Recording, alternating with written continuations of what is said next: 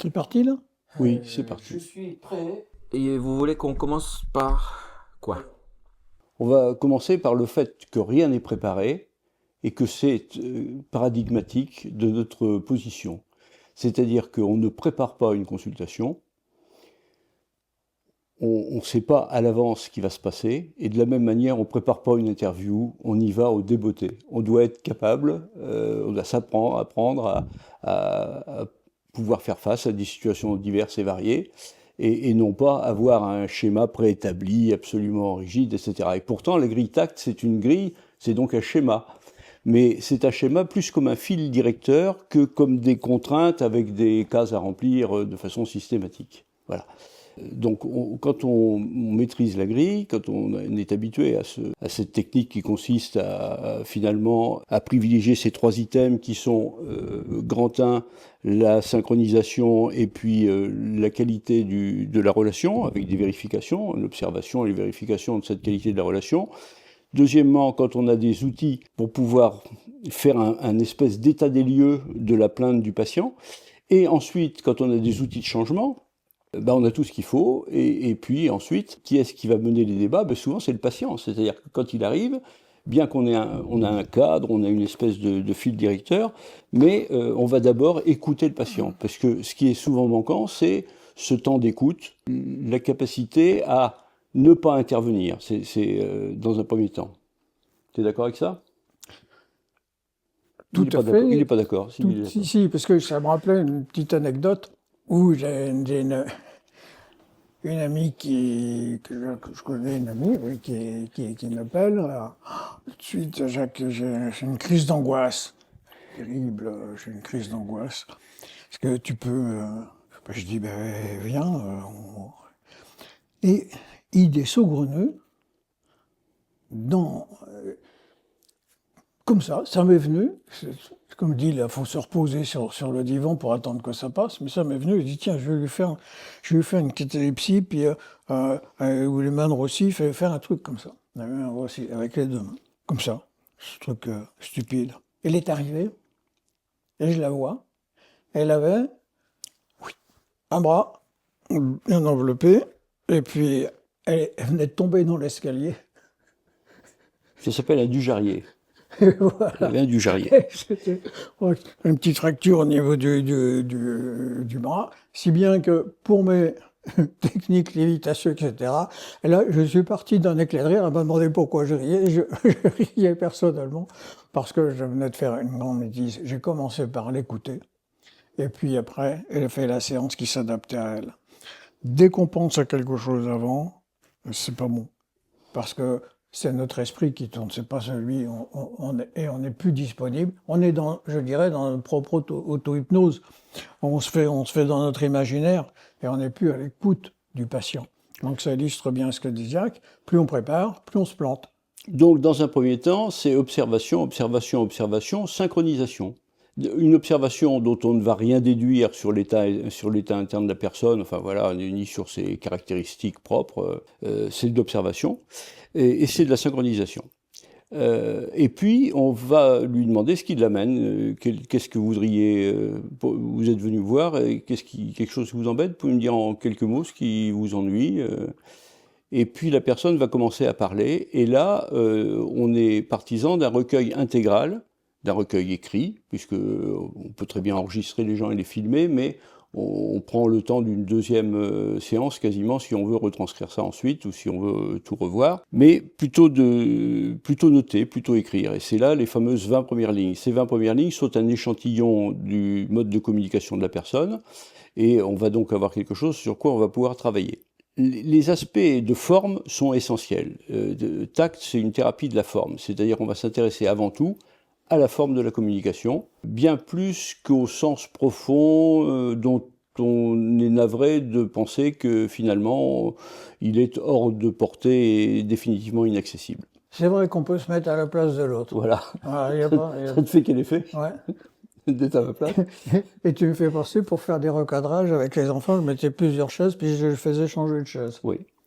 Mais en dehors de ça, ça s'arrête là. C'est, mis à part le changement physique de position, il n'y a pas réellement de...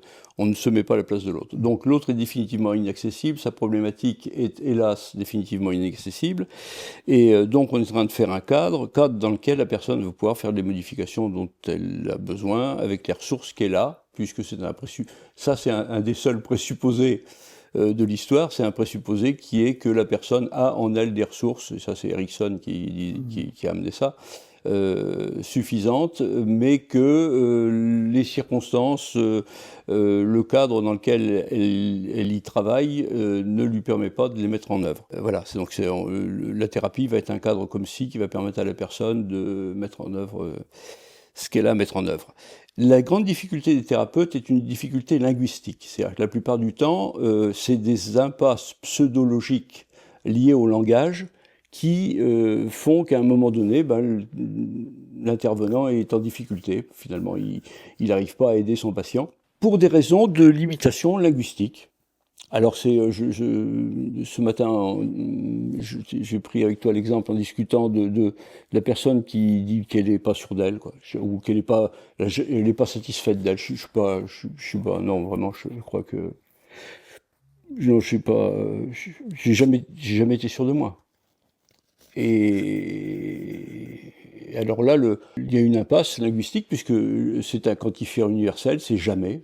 C'est jamais, jamais, c'est massif. La personne n'a jamais été satisfaite d'elle. Alors, comment est-ce qu'on va pouvoir créer de la satisfaction de soi ou de l'assurance à partir de rien? Enfin bon, alors il y a des tas de gens qui ont écrit des bouquins là-dessus.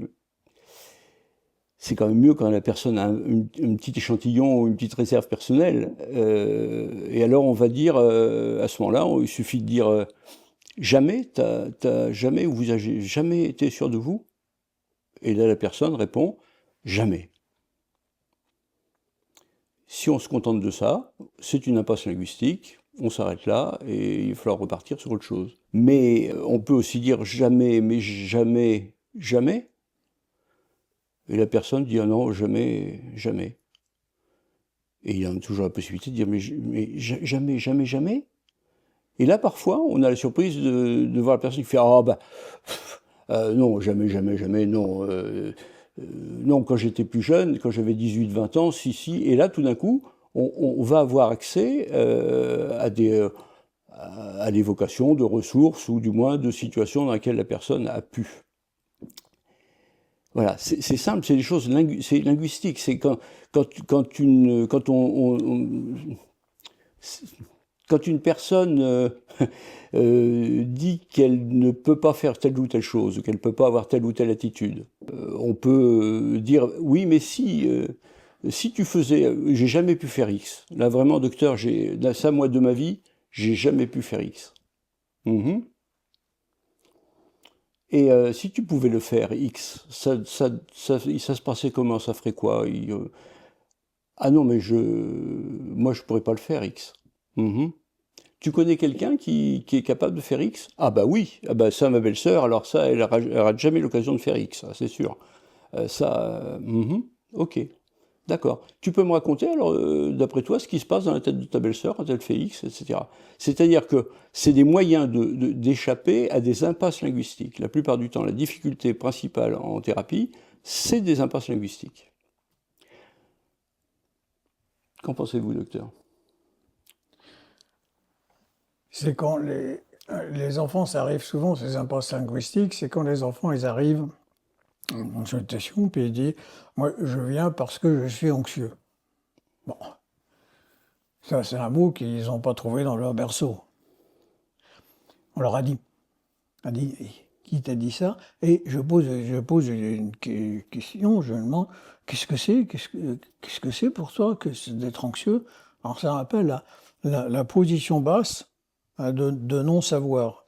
Je fais comme si je ne savais pas. D'ailleurs, c'est vrai, je sais pour moi, mais je ne sais pas ce que pour lui ça représente. Alors, quand je pose ce genre de questions, mais qu'est-ce que c'est être anxieux? Il y a les parents à côté, ils se disent non, on s'est trompé de pédopsie là, on n'est pas pris le bon là, il ne comprend pas grand-chose. Et je leur explique que ce qui est très important, c'est de savoir ce que pense, qu'est-ce que ça représente pour leur enfant. Et là, ils comprennent. Et là, effectivement, enfant va dire ce que pour lui, ça représente ce mot. Qu'est-ce que ça traduit? Mais ça traduit que j'ai peur le soir, qu'il faut que je mette ma petite lumière, etc. Que, voilà. Il va traduire ça par rapport à des actes.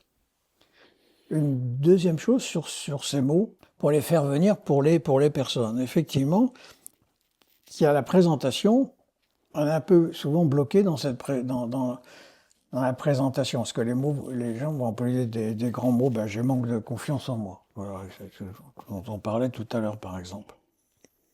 Pour eux, c'est tout le temps, ils ont tout le temps, c'est vrai d'ailleurs, ils disent, mais j'ai tout le temps, j'ai jamais confiance en moi, et dans n'importe quelle circonstance, jamais confiance en moi.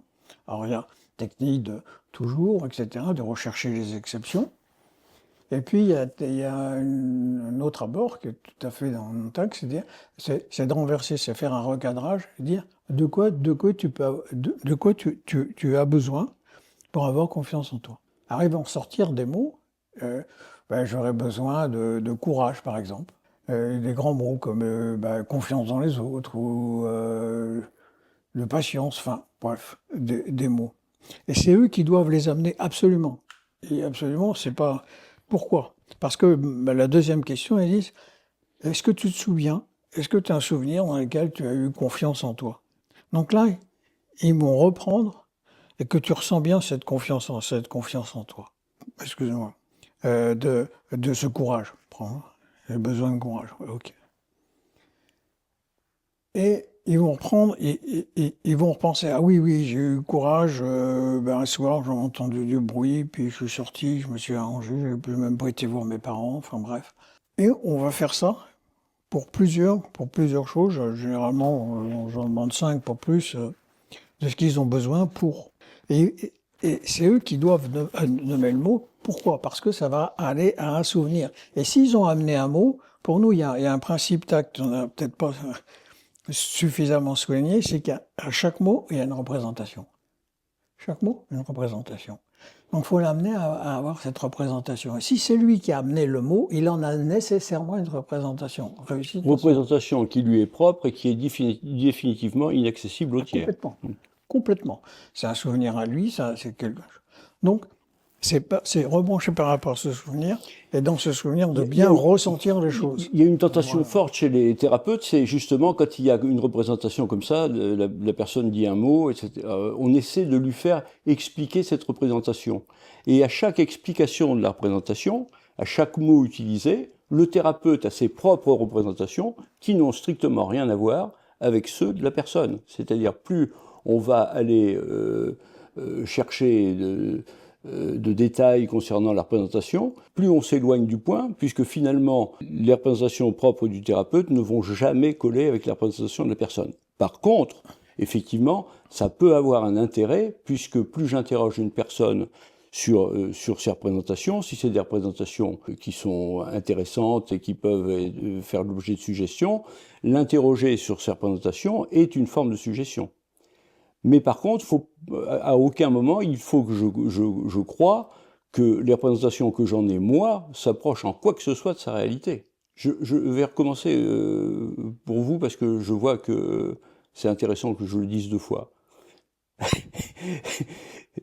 Plus j'interroge quelqu'un sur des détails de sa vie ou je sais pas quoi, plus j'aurais tendance à croire que je comprends quelque chose, mais en fait, plus je m'éloigne de la question, puisqu'en fait, je ne comprends rien, je serais de fabriquer mes propres représentations qui n'ont strictement rien à voir avec les siennes, et je vais porter là-dessus peut-être des jugements ou avoir des ressentis qui me sont propres et qui n'ont rien à voir avec ceux de la personne. Et donc je m'éloigne du truc. Mais par contre, ça peut avoir un certain intérêt de fait, puisque la personne, elle, ça lui fait évoquer des choses dont elle peut avoir besoin. D'où l'intérêt de ne faire évoquer que les choses dont les gens peuvent avoir besoin. Hein, et d'où l'intérêt d'interroger beaucoup sur ce qui va se passer quand ça va aller mieux, plutôt que ce qui s'est passé pour que ça aille mal. Attention, hein, dire qu'est-ce qui s'est passé pour que ça aille mal, c'est pas tact du tout. puisque en fait,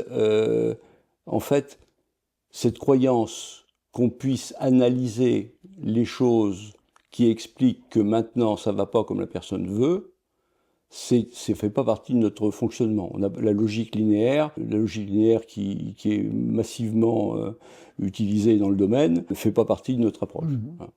Je pense qu'on n'arrive jamais à avoir les causes exhaustives ou la compréhension logique de ce qui amène la personne dans un état précis qui fait qu'elle vient consulter. Par rapport à ces mots, effectivement, ces représentations que les personnes, les enfants comme les adultes, ils ont vraiment des représentations différentes. On va les amener, mais il ne faut pas que ça reste uniquement intellectuel, ces représentations. Il faut que ça corresponde vraiment à un vécu émotionnel et qui se rapporte après à une sensation corporelle. Faut ramener à ça.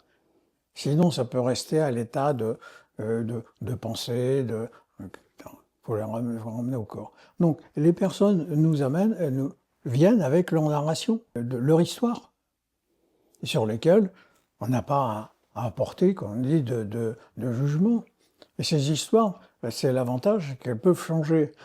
Ça me rappelle, j'ai vu un film là tout récemment où la mère disait à son fils, 35 ans ou autre, qui était un peu down, il n'était pas spécialement bien, et avait du mal à repartir le matin, etc.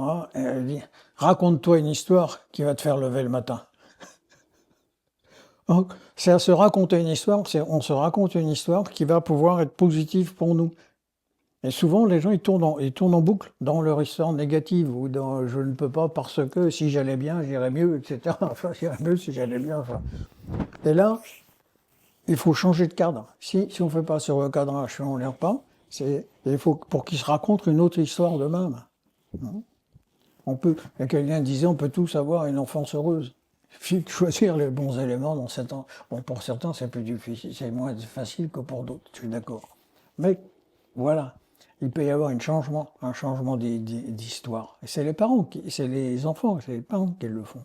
Et nous, on les aide à modifier un cadre, et c'est pour ça que je dis ces techniques de recadrage, pour que ça se passe autrement pour eux, pour qu'ils se disent des choses bien sur eux.